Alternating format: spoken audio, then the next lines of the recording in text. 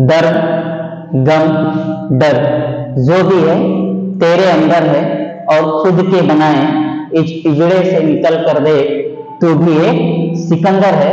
जी हाँ, आज हम लोग अपना क्लास स्टार्ट करते हैं इन्हीं लाइनों के साथ। तो ये रहा हमारा आज का पहला क्वेश्चन। जैसा कि आप सब जानते हैं कि हम लोग जो इस समय क्वेश्चन सॉल्व कर रहे हैं वो वृत्त से रिलेटेड है और खासकर क्लास 10th की एनसीईआरटी, ठीक है, क्लास 10th की एनसीईआरटी को हम लोग सॉल्व कर रहे हैं और बहुत ही अच्छे तरीके से हम लोग सर्कल पढ़ रहे हैं इस समय वृत्त को, ठीक है। तो आइए हम लोग स्टार्ट करते हैं आज का क्लास अपना, ठीक है। बहुत ज्यादा समय नहीं लेंगे, ठीक है, क्योंकि होता क्या है कि वीडियो बहुत लंबी चली जाती है अगर हम बहुत ज्यादा समय लेते हैं। तो आते हैं हम लोग डायरेक्ट क्वेश्चन पे, लेकिन उससे पहले एक रिक्वेस्ट जरूर है कि देखो यार, वीडियो अगर अच्छा लगे ना तो वीडियो को लाइक और सब्सक्राइब जरूर कर लिया कीजिए, ठीक है, और शेयर भी ज्यादा से ज्यादा कीजिए। देखिए क्वेश्चन को हम लोग पढ़ करके सॉल्व करते हैं। क्वेश्चन क्या है कि दो समकेंद्रीय वृत्तों की त्रिज्याएं 5 सेंटीमीटर 3 सेंटीमीटर है। बड़े वृत्त की जो जीवा की लंबाई है वह छोटे वृत्त को स्पर्श करती हुई जा रही है, तो बड़े वृत्त की जीवा की लंबाई आपको ज्ञात करनी है। देखिए जब भी आपसे बात की जाए समकेंद्रीय वृत्त का मतलब होता है दो ऐसे वृत्त जिसका केंद्र एक ही हो। तो हमने एक वृत्त को यहां बना लिया, ठीक। इस वृत्त का केंद्र क्या है, आप लोग इस वृत्त पे ध्यान नहीं देंगे, सिर्फ मैं समझाने के लिए कर रहा हूं, ठीक है। टेढ़ा भी बन सकता है। देखिएगा ये आपका क्या है, वृत्त है और वृत्त का केंद्र दो समकेंद्रीय वृत्त की बात कर रहा है और एक वृत्त छोटी बात कर रहा है, एक वृत्त, ये छोटे वृत्त और बड़े वृत्त की बात हो रही। तो मैंने एक छोटा वृत्त बना लिया। अब मैं क्या करता हूं, एक बड़ा वृत्त बना लेता हूं और इस वृत्त की भी क्या होगी, जो केंद्र होगी वही होगी जो पहले वृत्त की है, ठीक है। अब देखिए दो, मैंने पहले बता दिया कि वृत्त पे ध्यान नहीं देना है आप लोगों को, ठीक है। वृत्त टेढ़ा भी बन जा रहा है, तो देखते हैं। तो देखिए क्या कह रहा है क्वेश्चन कि दो समकेंद्रीय वृत्तों की जीवाएं 5 सेंटीमीटर तथा 3 सेंटीमीटर है ना। अब देखिए ये वृत्त की कह रहा है, जो बड़ी वृत्त है इसके हम जीवा ले लेते हैं और ये जो जीवा है ये छोटे वृत्त की स्पर्श करते हुए जा रहा है, जीवा हो गया, ठीक। अब क्या कह रहा है कि मैंने एक जीवा खींच दिया बड़े वृत्त की, और जीवा ऐसा है कि वृत्त की जीवा की लंबाई ज्ञात करना है और छोटे वृत्त की जीवा को स्पर्श करती हुई जा रही है। हमने इसको मान लिया O और इसकी यहां तक की लंबाई को हमने मान लिया M, और ये जो जीवा है बड़े वृत्त की इसको मैंने नाम दे दिया A और B। देखिए एक बात समझिएगा, त्रिज्याएं दी गई है 5 सेंटीमीटर, ये बड़े वृत्त की त्रिज्या है, यहां से आप आएंगे तो ये हो गया 5 सेंटीमीटर, और छोटे वृत्त की जो त्रिज्या है वो 3 सेंटीमीटर है, यानी ये जो आपका है छोटे वृत्त की त्रिज्या वो कितना सेंटीमीटर है, 3 सेंटीमीटर, वो M, ठीक। अब देखिएगा एक बात समझिए, कभी भी वृत्त के केंद्र से जीवा पर डाला गया लंब हमेशा जीवा को क्या करता है, समविभाजित करता है, मतलब दो बराबर भागों में बांट देता है।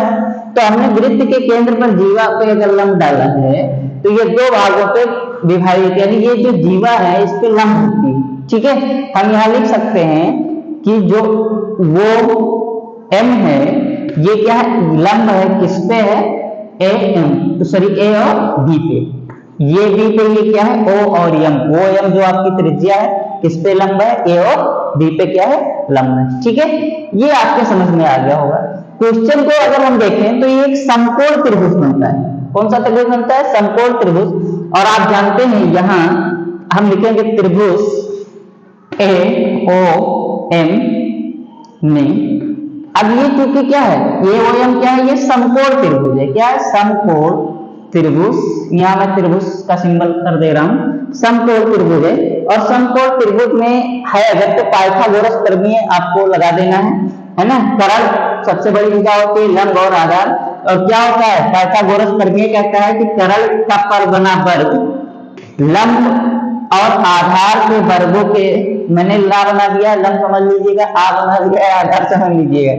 लंब और आधार के वर्गों के योगफल के क्या होता है, बराबर होता है, ठीक है।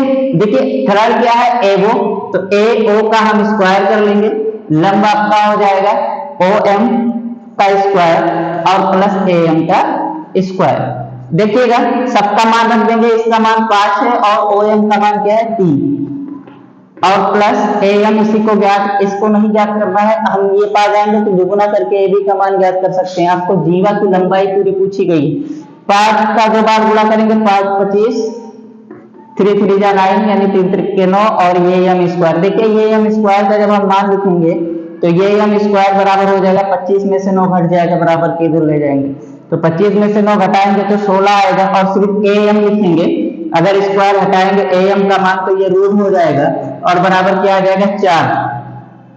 इसका मान आया, ए एम का मान आया, स्क्वायर हमने हटा दिया तो फिर रूट ये डायरेक्ट किया है क्योंकि नीचे जाएंगे तो दिखेगा नहीं आपको।